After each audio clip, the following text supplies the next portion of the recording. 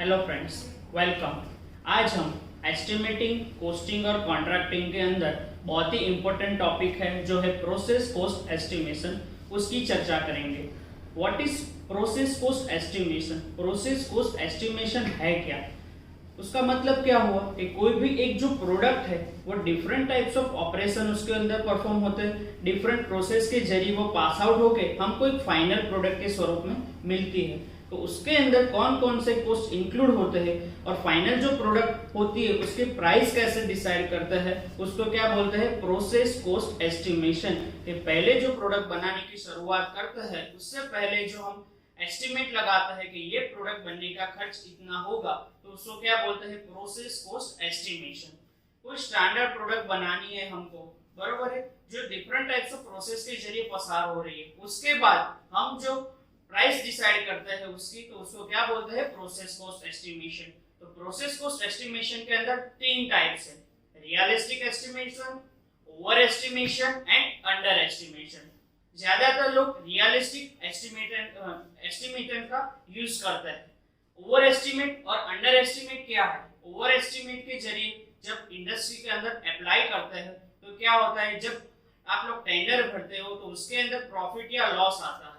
उसी तरह under estimate क्या होता है, जो इंडस्ट्री के अंदर हम अप्लाई करते हैं तो उसके अंदर भी हमको प्रॉफिट और लॉस का सामना करना पड़ता है। इसलिए हम ओवर एस्टिमेट और अंडर एस्टिमेट उनका इस्तेमाल कम करते हैं।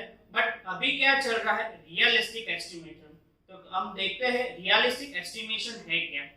यहाँ आपको प्रोसेस कॉस्ट एस्टिमेशन शीट एक दिखाई दी गई है, जिसके अंदर क्या बताया हुआ है कि डायरेक्ट मटेरियल कॉस्ट क्या है, लेबर कॉस्ट क्या है, कौन कौन से वर्कर काम कर रहे हैं, उनको वेजेस कितना दिया है, और एस्टिमेशन कॉस्ट है, और उसके पास क्या दिखाया हुआ है? हमको एक्चुअल कॉस्ट दिखाया है।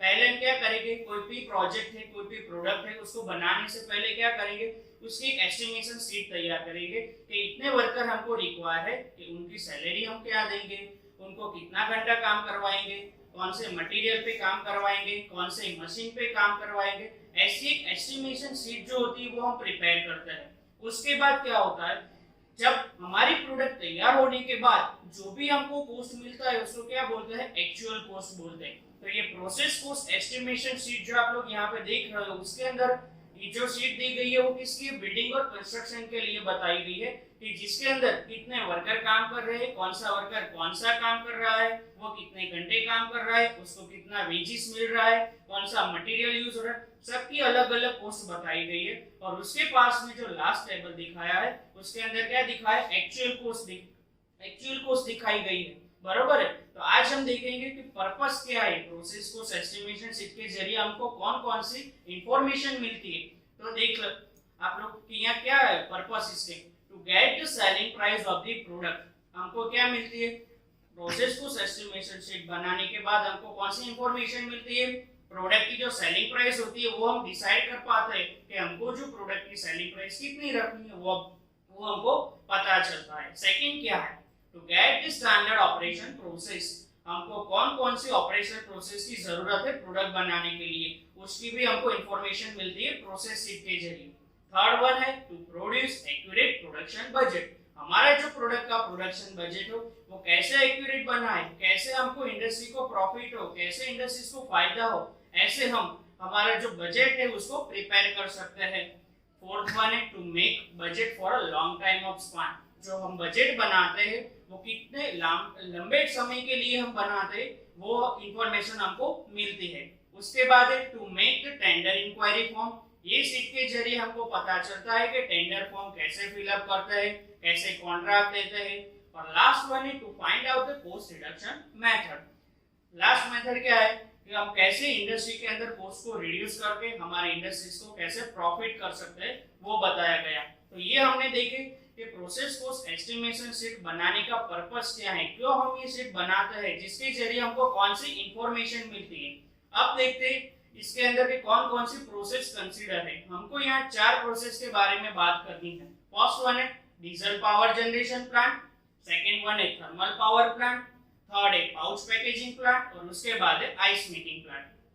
हमको सब प्रोसेस के बारे में क्या देखना है। डीजल पावर जनरेशन प्लांट के अंदर पर हावर कितना पावर जनरेट होता है वो कैसे फाइंड करते हैं, उसके अंदर कौन कौन से कॉस्ट इंक्लूड होते हैं वो हमको फाइंड करना है। डीजल जनरेटर कहाँ यूज होता है, सिनेमा घर में यूज होता है, जब लाइट चली जाती है इंडस्ट्रीज के अंदर, घर के अंदर, तब जनरेटर हम लोग जो यूज करते हैं तो वो जनरेटर के जरिए 1 घंटे के अंदर कितना पावर प्रोड्यूस होता है, उसकी कॉस्ट कितनी है वो हम फाइंड कर सकते हैं। तो यहाँ डीजल जनरेटर के बारे में बात करते तो कौन कौन से कॉस्ट इंक्लूड होते हैं, types of cost in a diesel power generation plant. तो कौन कौन से कॉस्ट इंक्लूड होते हैं, तो फर्स्ट वन है इंटरेस्ट ऑन इन्वेस्टमेंट कॉस्ट, कितना इंटरेस्ट लगता है आपके इन्वेस्टमेंट के ऊपर। सेकंड वन है फ्यूल कॉस्ट, हम कौन सा फ्यूल यूज कर रहे हैं, डीजल फ्यूल यूज कर रहे हैं तो उसकी प्राइस कितनी है वो इंक्लूड होगी। थर्ड वन है लुब्रिकेशन ऑयल कॉस्ट, लुब्रिकेशन के लिए हम जो ऑयल यूज करेंगे उसकी कॉस्ट कितनी है वो हम इंक्लूड करेंगे। फोर्थ वन है मेंटेनेंस कॉस्ट, आप डीजल जनरेटर यूज कर रहे हो तो आपको मेंटेनेंस करवाना जरूरी है, साल भर 6 महीने में आपको मेंटेनेंस रिक्वायर है तो वो मेंटेनेंस का कॉस्ट कितना है वो भी हम इंक्लूड करते हैं उसके अंदर। उसके बाद है लेबर कॉस्ट, जो उसको चलाने वाला जो है लेबर उसको कितना वेज देते हो तो उसका लेबर कॉस्ट। और लास्ट वन है अदर ओवरहेड कॉस्ट, तो इन सब के अलावा और भी कोई कॉस्ट इंक्लूड होते तो उसको भी हम ऐड कर सकते हैं। तो डीजल पावर प्लांट के अंदर यहाँ आप लोग देख सकते हो कौन कौन सी सिस्टम्स है। फर्स्ट वन है fuel storage and supply system, second is air supply system, third is cooling system, lubrication system, starting system, governing system and fuel injection system। now अब हम देखते हैं कि डीजल पावर प्लांट के अंदर कैसे कॉस्ट को इंक्लूड करते हैं और फाइनल हमको जो पावर का जो कॉस्ट मिलता है 1 घंटे का वो कैसे मिलता है। यहाँ स्टेप बाय स्टेप आपको दिखाया गया है कि पहले कौन सा स्टेप है उसके बाद कौन सा, ये सब 12 स्टेप जो दिए हैं उनका यूज करके हमको 1 घंटे के अंदर कितना पावर प्रोड्यूस होता है वो पता चलता है। तो यहाँ आप लोग देख सकते हो कि investment cost of the plant, तो फर्स्ट वन क्या आएगा, कोई भी प्लांट हमको डालना है तो उसका इन्वेस्टमेंट होगा, कितना इन्वेस्टमेंट है, तो first of all is investment cost of the plant. Now second one is annual interest on the investment cost, कोई भी आप इन्वेस्टमेंट करते हो तो बैंक से लोन लेते होगे तो उसके ऊपर कितना इंटरेस्ट लगता है, तो सेकंड वन क्या आएगा, interest rate on the income investment cost, कितना इंटरेस्ट लगता है आपके इन्वेस्टमेंट कॉस्ट के ऊपर वो आएगा।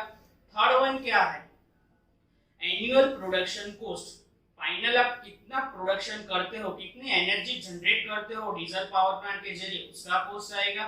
फोर्थ वन है फ्यूल कंजप्शन, कौन सा फ्यूल आप यूज करते हो, फ्यूल कितना बर्न होता है उसके बारे में आएगा।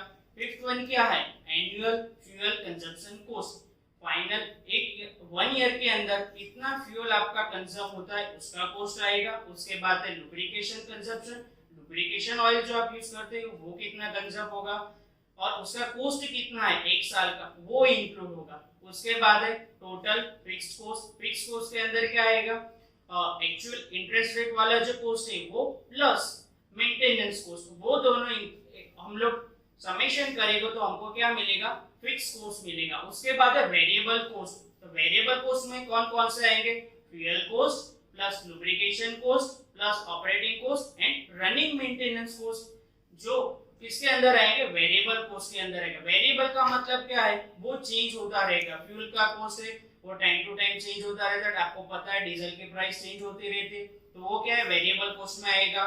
लुब्रिकेशन ऑयल की प्राइस भी बढ़ती रहती है तो वो भी क्या आएगा, वेरिएबल कॉस्ट के अंदर आएगा।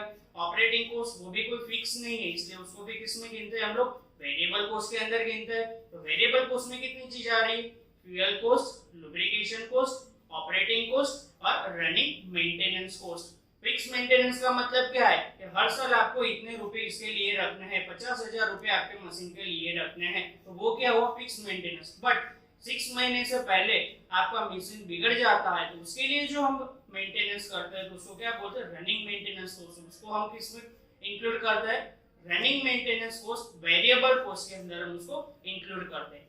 उसके बाद आता है टोटल एनुअल कॉस्ट, तो उसके अंदर क्या है, fix cost plus variable cost आता है।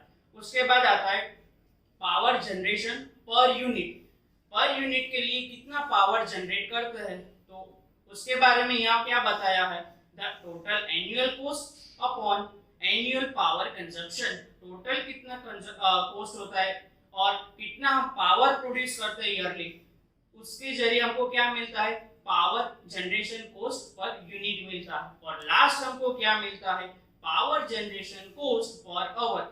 एक घंटे में आप कितना पावर प्रोड्यूस कर सकते हो वो दिखाया गया है। वो कैसे मिलता है, generation cost per hour divide by 8760। उसका मतलब क्या हुआ, जो 24 आवर होते हैं उनको 365 डेज से मल्टीप्लाई करें तो हमको क्या मिलता है, 8760 आवर मिलते हैं। तो आज दोस्तों हमने क्या देखा, डीजल पावर प्लांट जो आप यूज करते हो पावर जनरेशन के लिए, उसके जरिए आप कितना एक घंटे में पावर प्रोड्यूस करते हो, उसका कॉस्टिंग कितना होता है, उसके लिए इन्वेस्टमेंट कितना करना पड़ेगा आपको, उसके बारे में हमने देखा है। अब आप लोगों ने इस वीडियो में जो जो चीज देखी उसके जो इंपॉर्टेंट क्वेश्चन है वो आपको दिखाए गए और उसकी लिंक आपको दी गई है। Okay, thank you.